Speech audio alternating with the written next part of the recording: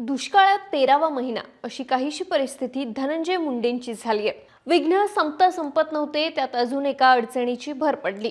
मंत्री धनंजय मुंडे यांना दर महिन्याला 2 लाख रुपयांची पोटगी करुणा मुंडेंना द्यायचे आदेश न्यायालयाने दिलेत। प्रकरण काय, सविस्तर समजून घेऊयात। नमस्कार, मी दिव्या हुरकट रांदड, तुम्ही पाहताय सरकारनामा। मंत्री धनंजय मुंडेंवर घरगुती हिंसाचार प्रकरणी खटला सुरू आहे। करुणा शर्मा यांनी घरगुती हिंसाचार प्रकरणातील जी तक्रार केली होती त्याचा अंतिम निकाल अजून यायचा आहे। मात्र धनंजय मुंडे यांना करुणा शर्मा यांना दरमहा 2 लाख रुपये द्यावे लागणार आहेत। या निकालानंतर करुणा मुंडेंनीही प्रतिक्रिया दिली आणि धनंजय मुंडेंच्या राजीनाम्याची मागणीही केली। नाही, मंत्री आहे की नाही आहे त्याच्या माझी काय लेणं घेणं नाही, पण जे खरेचीसाठी मी लढणार आहे, कोर्टामध्ये मी लढणार आहे। खरी जे गोष्ट आहे, जसे पर्चेमध्ये माझं नाव टाकलं नाही, तो कशाला नाही टाकला है ना, हे प्रॉपर्टी आहे कशाला नाही टाकली, जे कोर्टामध्ये केस चालू आहे आमचे ते पण नाही टाकला, आज जे ऑर्डर झालेली आहे ते कोर्ट केस पण नाही टाकला, ते खूप मोठा केस आहे, टाकायला पाहिजे ना। हा द्यायला पाहिजे। संतोष देशमुख प्रकरणावरून सातत्याने मुंडेंच्या राजीनाम्याची मागणी होते, त्यामुळे त्यांचं पालकमंत्री पदही गेलं। या सगळ्यातून मुंडे बाहेर पडत नाही तोवर दमानी यांनी मुंडेंनी केलेले कथित घोटाळे पुराव्यासह समोर आणले आणि मुंडेंचा राजीनामा मागितला। यानंतर मुंडे ठाम राहिले आणि दमानी यांना प्रत्युत्तर दिलं।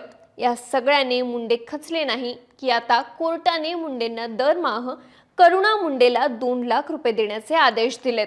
यानंतर धनंजय मुंडेंच्या बाजूने त्यांच्या वकिलाने प्रतिक्रिया दिली आणि धनंजय मुंडे यांच्यावरील आरोपांच्या अनुषंगाने किंवा कौटुंबिक हिंसाचाराच्या अनुषंगाने कोणत्याही आरोपांवर काहीही निर्णय अद्याप दिलेला नसून अर्जदारांच्या आर्थिक गरजांच्या आधारावर हा आदेश करण्यात आला आहे, असं वकील सायली सावंत यांनी माध्यमांना दिलेल्या परिपत्रकात म्हटलंय। परिपत्रक येताच अंजली दमानी यांनी माध्यमांशी संवाद साधला आणि मुंडे कसे खोटे बोलतात हे दाखवण्याचा प्रयत्न केला। पण काल रात्री मला कोणीतरी ही ऑर्डर पाठवली आणि फोन देखील आला की बाबा त्यांना शेवटी न्याय मिळालाय।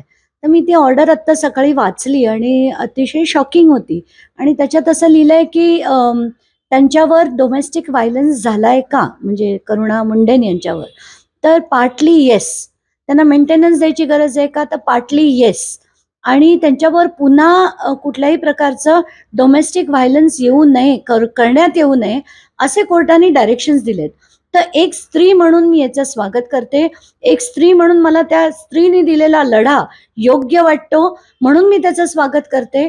आणि मला असं वाटतंय की आत्ताच्या घटनेला जे करुणा मुंडे इतके वर्ष म्हणत होत्या की त्या त्यांच्या पहिल्या पत्नी होत्या, हे देखील कोर्टाने आता मान्य केलंय। या सगळ्या प्रकरणानंतर आता धनंजय मुंडे खचतील का की पुन्हा सगळ्यांना उत्तर देतील हे पाहणं महत्त्वाचं ठरणार आहे। तुम्हाला ही माहिती कशी वाटली आम्हाला कमेंट करून नक्की सांगा आणि सरकारनामाला सबस्क्राईब करायला विसरू नका।